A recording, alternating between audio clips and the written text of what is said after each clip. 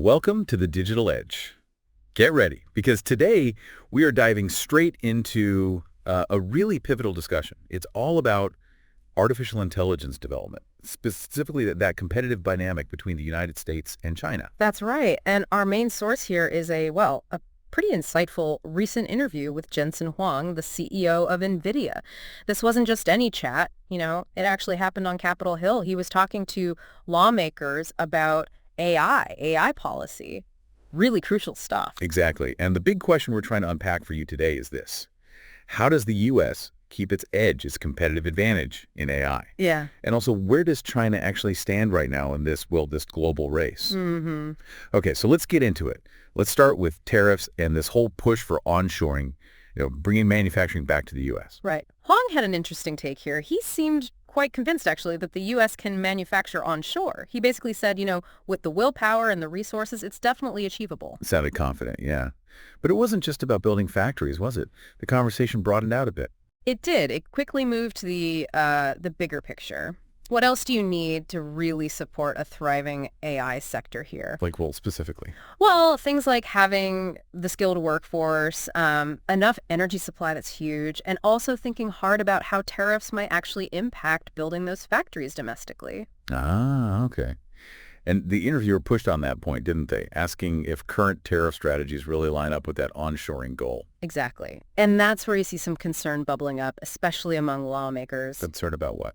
About whether the U.S. can, stay ahead of China if these tariff policies maybe complicate the onshoring effort. It adds a layer of complexity. Okay, that makes sense.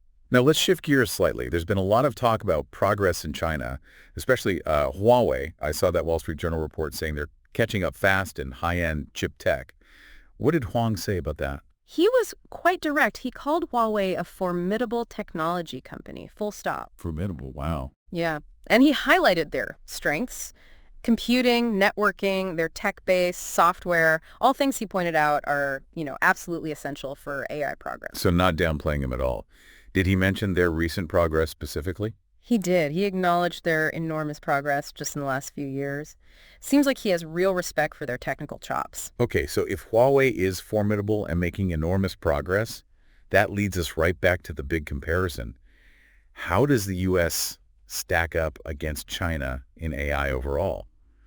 Are they way behind, like some people think? This is maybe the most striking part of the interview. Huang's answer was definitive. He said, and I'm quoting here, China is not behind anybody. China is right behind us. I mean, we're very, very close. Right behind us. Very close. That's significant. Very. And he stressed that AI development isn't like a sprint. It's a long-term, an infinite race was the phrase he used. No quick finish line. An infinite race. I like that framing. It emphasizes the constant effort needed. Exactly. And he pointed to China's huge resources, their technical skills. Plus, that statistic he mentioned, that 50% of the world's AI researchers are Chinese. Half. That's incredible. That's a massive talent pool. It really underscores the scale.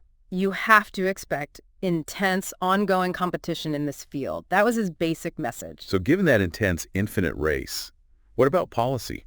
What role does the government play in keeping the U.S. competitive? Huang was clear on this. He said we need administration policies that enable us to accelerate the development of AI, policies that help the U.S. compete on a global stage. That's why he was planning that visit to the White House, to keep talking about AI and tariffs. Right. Sounds like the White House is actively trying to figure out its path forward on AI. Yes, and it's complicated. Different administrations have different ideas. Sometimes policies get changed. It's a dynamic situation. But the AI industry itself seems to have a clear view. Yeah, the industry perspective is pretty consistent. They need clear policy, things like standards, regulations, a stable framework to innovate within if the U.S. wants to maintain that global leadership role. Okay, let's bring it back to Nvidia for a second. Obviously, as a U.S. company, they want the U.S. to succeed. But China is also a huge market for them, isn't it? I remember hearing about that big write-down when those chip bans came in. That's a really important piece of the puzzle. Nvidia operates globally. China is a massive market, and those export restrictions definitely had a financial impact. It just shows how interconnected everything is. AI progress isn't just about one country's tech. It's tied into this whole global ecosystem. So wrapping this up, what's the big takeaway for you listening? I mean, it really paints a picture of incredibly fierce global competition in AI, doesn't it? Absolutely. And it highlights just how critical both technological innovation, the actual breakthroughs, and smart strategic policy decisions are going to be. Jensen Huang's comments really drive home how fast things are moving everywhere. Feels like the U.S. really needs to foster an environment that supports that continuous progress, that competitiveness.